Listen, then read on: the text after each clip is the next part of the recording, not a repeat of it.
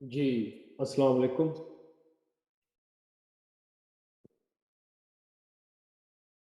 आज हम जो टॉपिक डिस्कस करेंगे,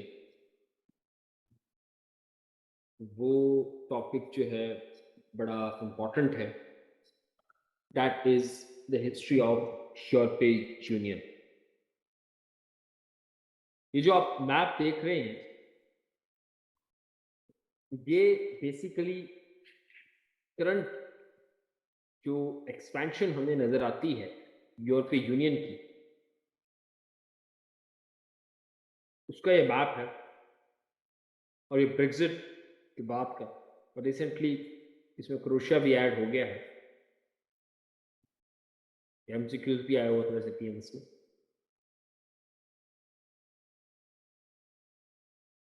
तो अगर हम थोड़ा-सा डिटेल में जाएँ हिस्ट्री की, तो हम देखते हैं कि कौन से एग्रीमेंट्स, कौन से इवेंट्स, कौन सी डेवलपमेंट्स हुई, जो आज हमें यूरोपीय यूनियन की फॉर्म में नज़र आती हैं। Right after the end of cold war, हमें यूनाइटेड नेशन की फॉर्मेशन नज़र आती है, जिसने एक पीस का एनवायरनमेंट क्रिएट किया और दूसरी तरफ हमें कोल्ड वॉर का टाइम पीरियड भी नज़र आता है। ये भी चल रहा था। वर्ल्ड बाइपोलर ग्लोबल पॉलिटिक्स में कन्वर्टेड थी, जिसमें सोवियत यूनियन कम्युनिस्ट आइडियोलॉजी और कैपिटलिस्ट आइडियोलॉजी अमेरिका लीड कर रहा था। इसके बियॉन्ड यूरोपियन पॉलिटिक्स, क्योंकि ज़ाहिर है हमने यूरोपियन हिस्ट्री पढ़ रहे हैं, तो यूरोपियन पॉलिटिक्स में क्या हुआ था उस दौरान, other than cold war politics, तो वो थी डिफरेंट इंटीग्रेटिंग, खास तौर पर पर्टिकुलरली इकोनॉमिक इंटीग्रेशन के प्लान्स में देखने को मिले। और उसकी रीजन ये थी कि two bloody wars, world war one and world war two, ने यूरोपीय यूनियन को टोटली वहां पर को ब्रेक कर दिया। डिवॉस्टेशन वहां पर हमें नजर आती है। तो फाइनली जो बिजनेस कम्युनिटी थी वहां पर, खास तौर पर जर्मनी और फ्रांस के अंदर, उन्होंने सोचा कि हम मजीद अब अपनी कंट्रीज को ये पॉलिटिक्स की नजर नहीं होने दे सकते। Let's start trade and create the interdependency. So whenever a country think of war, it should think twice. So इस बेसिक मकसद के तहत उन्होंने इकोनॉमिक इंटीग्रेशन की तरफ कदम उठाना स्टार्ट कर दिया। इसमें पहले तो 1949 के अंदर हमें नेटो नजर आती है, लेकिन ये तो एक मिलिट्री डिफेंस के फॉर्म में नजर आती है। इसके अलावा जो हमें एक और काउंसिल ऑफ यूरोप के फॉर्म में एक इंस्टीट्यूशन नजर आता है 1949 के अंदर, जिसका काम था ह्यूमन राइट्स की प्रमोशन और डेमोक्रेटिक आइडियल्स को प्रमोट करना यूरोपियन कंट्रीज के अंदर।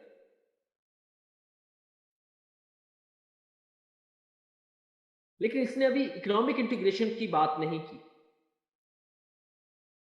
इसके बाद जब 1950 के अंदर सिचुएमन प्लान आता है,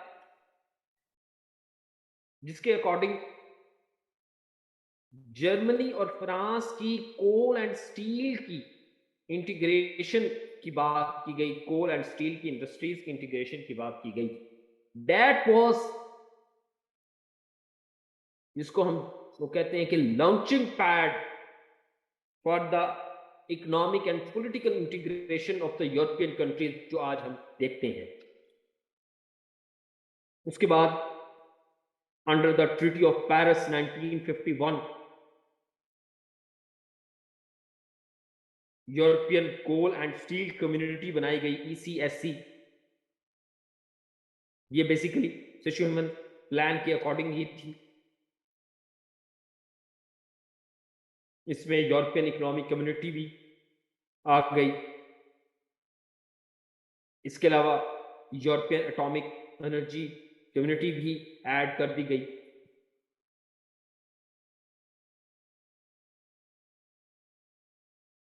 अब ये इंटीग्रेशन की तरफ हम देख रहे हैं, कैसे ये इंडिपेंडेंसी क्रिएट कर रहे हैं। इसके बाद हमें यूरोपीय यूनियन के अंदर पार्लियामेंट नजर आती है, अदर देन ऑल कंट्रीज के अंदर, अलावा बेल्जियम के अंदर एक यूरोपियन कंट्रीज की पार्लियामेंट, जैसे जनरल असेंबली है यूनाइटेड नेशन, वैसे एक पार्लियामेंट नजर आती है,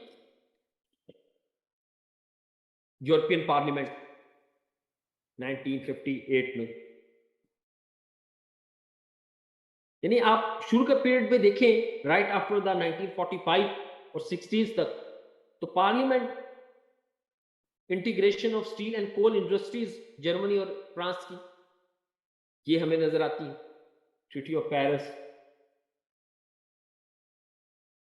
और 60s के अंदर अगर हम देखें, 1960s से लेकर 1970 तक, तो यहां पर हमें मजीद इंटीग्रेशन नजर आती है, लेकिन एक एक्सेप्शन के साथ। इंटीग्रेशन किस तरह? इसी दौरान यूरोपीय फ्री ट्रेड एसोसिएशन होती है 1960 में। इसी दौरान ट्रीटीज विद कॉलोनीज होती है, टू मेक श्योर कि कॉलोनीज को खत्म, इंपीरियलिज्म को खत्म कर दिया जाए और सोलली फोकस किया जाए अपने अपने कंट्रीज पर। इसी दौरान एग्रीकल्चर पॉलिसी आती है यूरोपीय यूनियन की। इसी दौरान कस्टम यूनियन बनती है 1968 के अंदर। एक फिर मर्जर ट्रीटी भी साइन होती है 65 के अंदर, जिसके अकॉर्डिंग ये तमाम स्टील कम्युनिटी वाली भी, एटॉमिक एनर्जी वाली भी, इकोनॉमिक, यूरोपियन इकोनॉमिक कमेटी, ये तमाम, और पार्लियामेंट ये भी, और काउंसिल ऑफ यूरोप, ये सारी कम्युनिटीज और इंस्टीट्यूशंस को इकट्ठा कर दिया जाता है। ये बहुत इंपॉर्टेंट है 1965 की ट्रीटी, मर्जर ट्रीटी इसको कहते हैं। इसमें सारे European economic community, atomic energy, European coal and steel community, इनको कन्वर्ट कर दिया जाता है एक कमीशन और काउंसिल्स में, और कस्टम यूनियन। ये 60s के पीरियड में हमें नजर आती है। 70s का पीरियड देखें हमें, तो उसमें मजीद हमें ग्रोइंग नजर आती है। इसमें इन्वायरमेंटल प्रोटेक्शन जैसी ट्रीटीज हो रही हैं 1970 के अंदर। न्यू मेंबर्स ऐड हो रहे हैं, जिसके अंदर मोस्ट इंपॉर्टेंट मेंबर यानी कि यूके ऐड हुआ। यूके की पहले उसने 2-3 दफा कोशिश की, लेकिन फ्रांस ने उसको रिजेक्ट कर दिया for the political reasons and the economic reasons as well.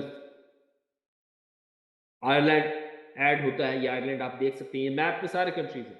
इसी तरह डेनमार्क ऐड होता है।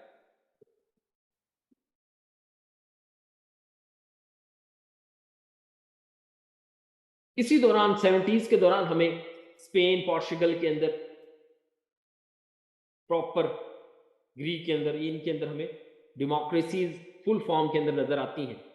और फर्स्ट टाइम यूरोपियन पार्लियामेंट के इलेक्शन भी इसी टाइम पर होते हैं 70s के दौरान, 1978 1979 के दौरान।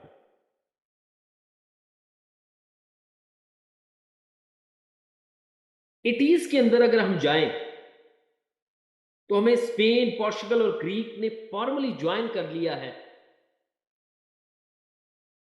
इस कम्युनिटी को, और फिर आहिस्ता आहिस्ता ये सिंगल मार्केट की तरफ मूव कर रहे हैं। ये जो यूरो करेंसी है और इकोनॉमिक सिंगल मार्केट जो है, ट्रेड बैरियर्स खत्म कर दिए गए हैं, इस तरफ मूवमेंट हमें 80s में नजर आती है। एरास्मस प्रोग्राम वगैरह, और फिर जब बर्लिन वॉर जो है वो टूट जाती है फाइनली, तो फिर ये मजीद इंटीग्रेट हो जाती हैं ये सारे कंट्रीज। और 1990s के अंदर तो फिर जब यूगोस्लाविया की ब्रेकअप होता है, जो अभी मैंने बाल्कन क्राइसिस पढ़ाया, इस पीरियड के अलावा हमें बहुत ज़्यादा इंटीग्रेशन नज़र आती है। उसकी वजह क्या थी? उसकी वजह ये थी कि बहुत सारे कंट्रीज़ जो अंडर द सोवियत थे, वो आज़ाद हो जाते हैं। ये सारे ईस्टर्न एस्टोनिया, लिटाविया, लिथुआनिया, पोलैंड, चेको, हंगरी, रोमानिया, बल्गेरिया, ये सारे countries, Yugoslavia, half of the Germany, ये सारे कंट्रीज़ जो हैं हमें ज्वाइनिंग एकदम से मास लेवल पर ज्वाइनिंग होती है। maastricht ट्रीटी 1992 के अकॉर्डिंग यूरोपीय यूनियन बनती है। 1993 के अंदर सिंगल मार्केट का कॉन्सेप्ट आ जाता है। फ्री ट्रेवल्स 1995 के अंदर, इसी तरह 1994 के अंदर यूरोपियन इकोनॉमिक एरिया डिक्लेयर कर दिया जाता है सारे कंट्रीज के। No barriers, finally under the treaty of Amsterdam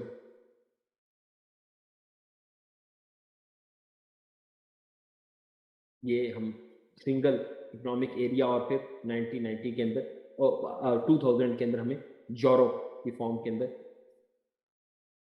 finally 2002 के अंदर यूरो लॉन्च हो जाता है।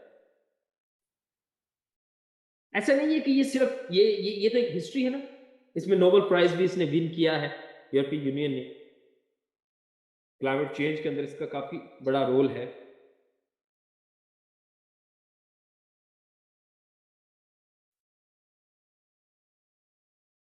और सिर्फ ये नहीं है कि ये सिर्फ अपना देख रहे हैं और अपनी इकोनॉमिक, बल्कि आप जानते हैं कि जो डेवलपिंग कंट्रीज है उनके लिए भी इन्होंने काफी जो है ना पैकेजेस दिए हैं। लाइक जैसे कि पाकिस्तान एक बेनिफिशियरी है बहुत बड़े पैकेज का, जीएसपी प्लस स्टेटस।